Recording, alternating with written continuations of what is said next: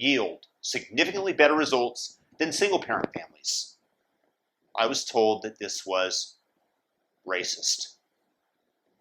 I was confused when the person insisted I was still, in my finite intelligence, unable to grasp their logic. I was genuinely perplexed.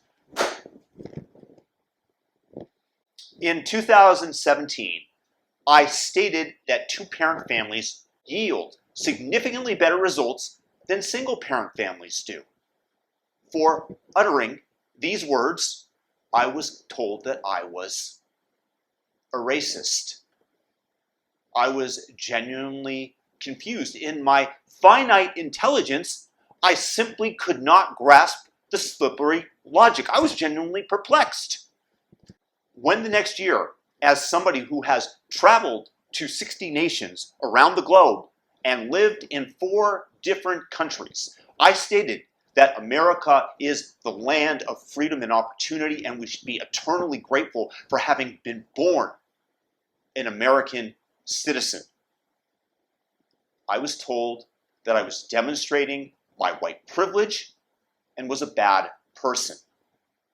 When I state that protests that turn to violence and burning down businesses are riots, which should be dealt with severe criminal ramifications, when I utter that an organization that declares it wants to disrupt the nuclear family, as BLM has done, does not have anyone's best interests at heart, or merely cite an FBI statistic that one segment, one ethnicity of the population commits murders at a vastly disproportionate rate, and if you can guess which race that is, then you too are a racist, a bigot, and a white supremacist, as I have been called.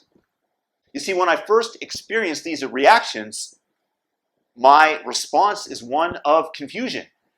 Anyone with two-parent families is going to get more attention, guidance, resources than a family with one parent. I don't understand how that's racist.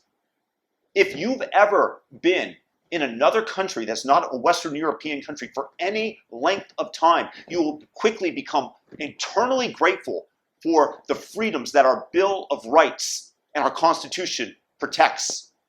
And in a cold, hard FBI statistic, a racist. I'm at a loss. And I'm by no means alone with such experiences. My bet is that 90% of my viewers out there have, at one time or another, been dealt the race card. The other 10% of you are black. And I tell you all this to set the stage for a story which I'm incredibly sad to relate. A man by the name of Travis Stackhouse was just sentenced to 20 years in prison for having killed his 5-year-old son, having punched him so hard for eating his Father's Day cheesecake that unfortunately the boy died. Travis was black. The reason that I know about this story is because it was posted to a heterodox forum on Facebook.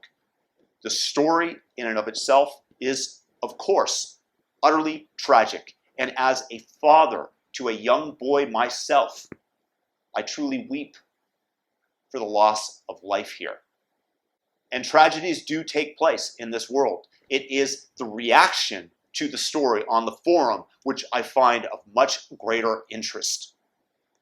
So you guys in the comment section, leave your prediction as to how you would think that this heterodox forum, generally comprised of smart people there to debate their points of view, respond. Was it one where we all stated that it was tragic? No. The reaction was mockingly. How are they going to blame this on white supremacy? Must have been racism. Hey, another victim of the white male patriarchy. Out of dozens of comments, the majority of them were in this vein. Why do you think that people are reacting in such a manner? What you're seeing is the unfortunate precipitate of a predictable reaction, a chemical reaction almost, where you add in identity politics. Race matters, and we need to say so. Or when there's a mass shooting in Boulder, Colorado, and it's announced that the only reason that he was taken alive is because of his white man and the powers that be rail against white supremacy, and then they find out that the man was a Muslim Syrian refugee, and they immediately switch and turn their guns, pun intended, to gun control. And when you continually see this pattern, which is impossible to miss, when they want to reach into your pocket and take money out of it for reparations for something that nobody alive today was directly involved with, that few even directly benefited from in terms of their ancestral line. And when they continually call you an idiot, a bigot, and a racist, they're really doing nothing more than creating antipathy towards their cause. And the association is created not only for those who are railing and attacking you, but also for the groups, the identity groups on whose behalf the political ideologues are creating this strife for. And hence forms the spring from which it is possible to mock this tragic incident, from which the mocking accusations of racism over everything comes from. Because, as we all know, everything on the left-hand side of the aisle can be broken down into racism. Everything from the spread of the COVID virus as it originally took place, to crime statistics, FBI, to expecting proper answers on a math quiz. Everything is racist, so let's just see how you're going to fit this ubiquitous explanation to explain this unfortunate event, which involved a person of color, which they're really good at doing. It's fun to watch the logic at work. It's already devolving our society. It's turning Dr. King's brilliant dream into a dark nightmare. And it will continue to have us descending into the pits of hell until or unless we consciously step back and fire those who are fomenting this ill will and division in our society. But then again, I'm likely just a racist for bringing up the topic.